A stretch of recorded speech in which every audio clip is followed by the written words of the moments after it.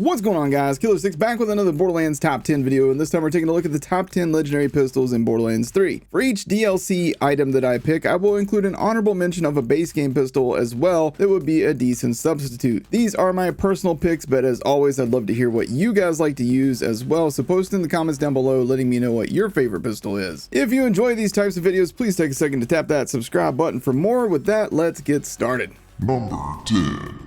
Getting us started at number 10 is an oldie but goodie, the gun that everybody used pretty much on every character in Borderlands 2. The Unkempt Harold. Now, unlike Borderlands 2, the Borderlands 3 version of this gun cannot roll with the double penetrating prefix, so therefore it's not stupid OP. It is, however, extremely strong on all Vault Hunters once again, but Moze gets the most use out of it overall with its heavy splash damage bonuses. Also, unlike in Borderlands 2, this time around the Harold can roll with various elemental damage rolls. Don't sleep on this gun, it is still very, very good. The Unkempt Harold drops from the crew challenge enemy Caber Dowd from the DLC 3 map Blood Sun Canyon. A decent base game alternative for this one is the Devil's Foursome, which when aimed at enemies' feet can be a very lethal gun with its high splash damage. Number 9. Coming in at number 9 is the Miscreant. This gun features an alternate fire mode that gives you double barrels when you switch to that, and I swear to God, you can literally hear your enemies pee their pants when that happens. High fire rate, high damage, the Miscreant just owns. I love this gun. It feels really nice just to have that extreme fire rate with explosions happening all around enemies. You can get the Miscreant from the Quartermaster in the DLC 3 map Blood Sun Canyon.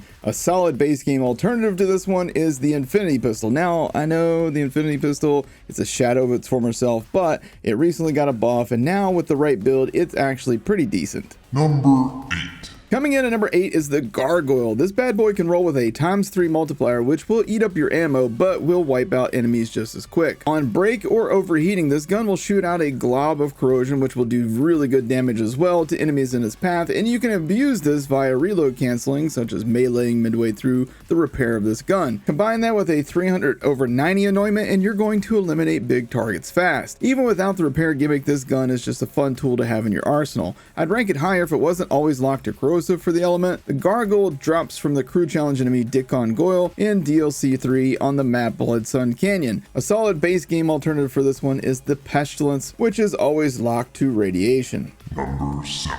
At number 7 on this countdown, we shift to a Jacob's pistol, the Lucky 7. This pistol has one of the coolest gimmicks in the game. On reload, it rolls like a slot machine to add modifiers to your gun. If you roll the right modifiers, this gun becomes one of the strongest pistols in the game. Combine that roll with something that regens ammo, like a Green Tree Moze build, or a Tarot ammo regen anointment, and you can output insane DPS. Even without a good roll or abusing the ammo regen methods, this gun is still awesome and very strong. A recent buff to this gun's ability to roll more modifiers has made it even better. With the right rolls, this pistol will technically now output some of the highest DPS in the game, but since that damage isn't consistent, I'm going to leave this at number 7. The Lucky 7 drops from Scrap Trap Prime and DLC 1 on the map The Compactor. It can also world drop in DLC 1 as well. A good base game alternative for this gun is coming up later on this list. Number 6.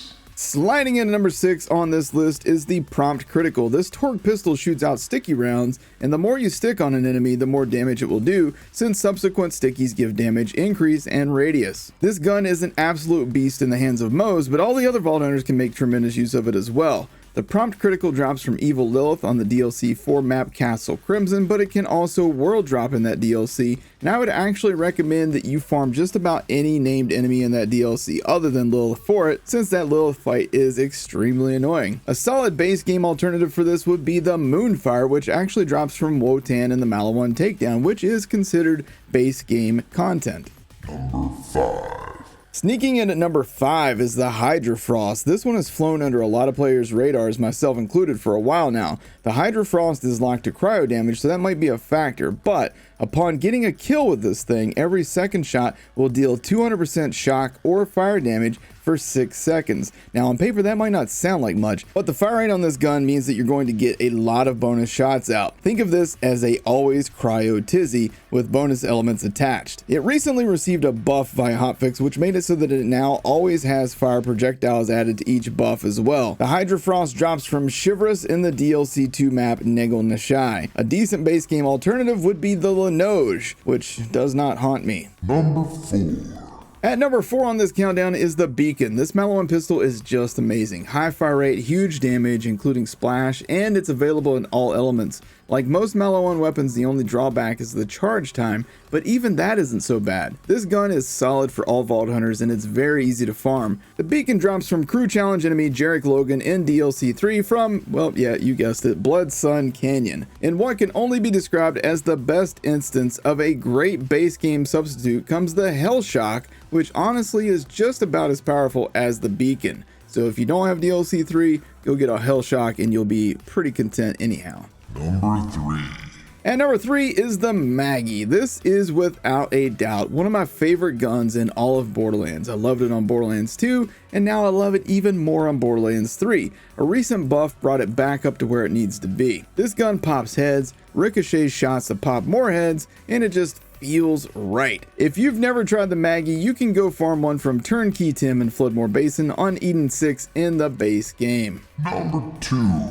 Coming in at number 2 is the Tizzy, and I will be honest, if you want to put this at number 1, I will not argue with you. High HP bars on bosses, not for long with this thing. The only reason I didn't put this at number 1 is the ammo consumption, but you can mitigate that with a cut purse artifact or if you're playing as Moze. This gun is available in all the elements and can be either a ×2 or a ×3 version. Both will absolutely shred. The ×3 version will shred faster, but it will also eat up all your ammo. To get this pistol, you will need DLC 5, which includes the arms race content. You can either get this as a random drop from vendors, from these chests, or from the final boss of that DLC.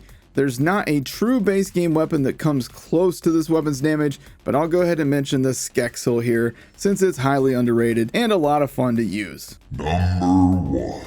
Finally, coming in at number 1 is the Lightshow. This weapon can spawn in any element or be non-elemental. It has a high fire rate while not consuming massive amounts of ammo per shot, and it just feels great to use. Small targets, large targets, it doesn't matter, this gun wrecks. This gun is a must-have and multiple elements for each Vault Hunter. And one of the best things about it, it's extremely easy to farm unlike the Tizzy. To get this gun, head to DLC 3 and go to the Obsidian Forest. The Laserdactyl drops this gun 30% of the time. There is not a true base game substitute for this gun either, and frankly most of the Vladoff pistols in this game suck, so instead let me just throw in that the Love Drill just recently got a buff, so check that thing out, although you do need DLC 2 for that. I hope you guys enjoyed this top 10 list of legendary pistols in Borderlands 3. If you did, then hitting that like button would be greatly appreciated. Let me know in the comment section down below what your favorite pistol is, and don't forget to subscribe for more Borderlands content, including playthroughs, top 10s, item guides, and consistent hotfix and patch notes videos. Thank you guys for watching. Take care.